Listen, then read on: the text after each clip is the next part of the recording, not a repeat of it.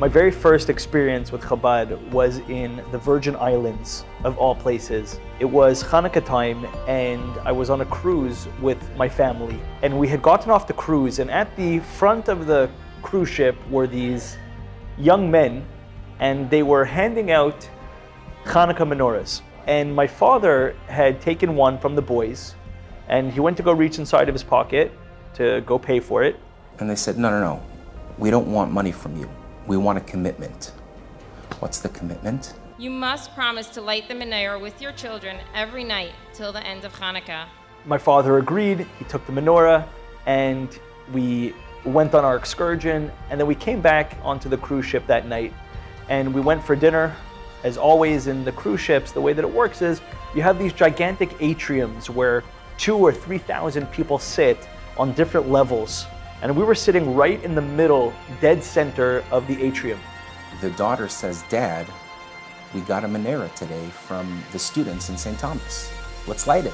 So she ran to the room, she brought it to the table, and we put it in the middle of our section, and we lit it. We didn't even ask for permission. I'm sure we weren't even allowed to.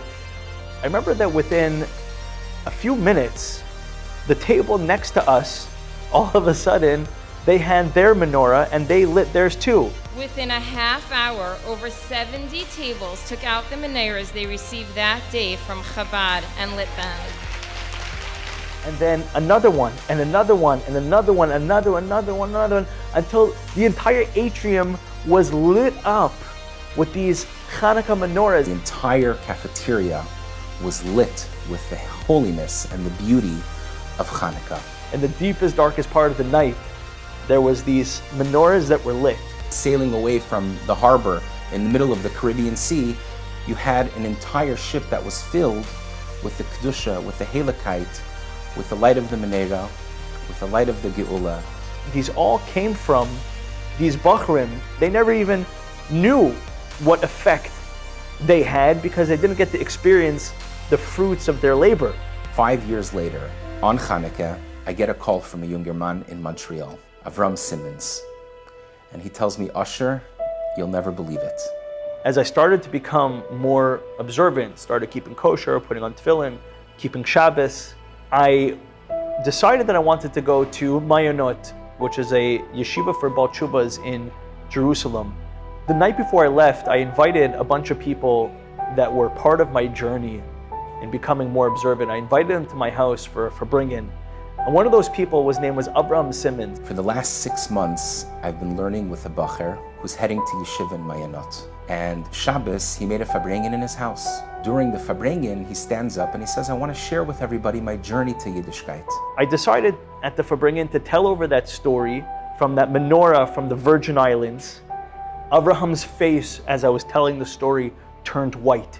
He said, Beryl, I was that bacher that gave you and your father that menorah. I was on shlichus on that island in that year, and both of our minds were absolutely blown how the whole thing came full circle. Henya used to always tell me, and she always used to say, and we lived by this motto, The Rebbe taught us all not just to build an institution, a big center, or only to care about our balabatim, but rather to build Klal Yisrael, a lummi, each of us in our shtetlach, one by one, and thereby the entire Jewish world.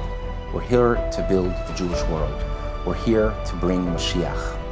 And to see to it that ve'atem teluktu le'echad echad beis Yisrael, that every single individual Jew, no matter where they are, no matter what stage they're holding in life, to make sure that they are brought closer to Yiddishkeit, that is what will bring Mashiach. It's the very small act, the one mitzvah at a time, the one Jew at a time, the one effort at a time. You never know who you're about to touch. You never know what that will change in their lives. So my message to all the great people that are doing this, and my message to the Fettermans and everybody around the world is that keep on doing the great work that you do, because without you, I wouldn't be sitting here today to tell the story. Our one mitzvah, our one reaching out to another Yid has the potential to be machriya sakaf you have the koyach, the infinite koyach of HaKadosh Baruch Hu to be able to bring Moshiach b'poel mamish.